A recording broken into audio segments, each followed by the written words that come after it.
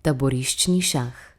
Marjan Hrženjak, julij do avgust 1943. V nekaterih taboriščih in zaporih je bil šah priljubljena prostočasna igra, ki so jo taboriščniki igrali v strogo omejenem prostem času.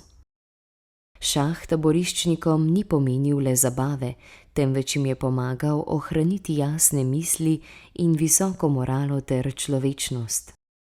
V nekaterih taboriščih so imeli občasno celo šahovske turnirje.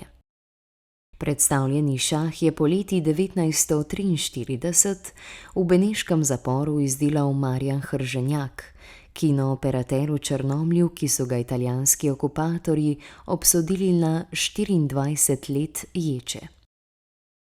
Šah je izdelan iz kruha, zgnetenega s slino, sestavlja pa ga 32 figur, visokih od 3 do 5 centimetrov.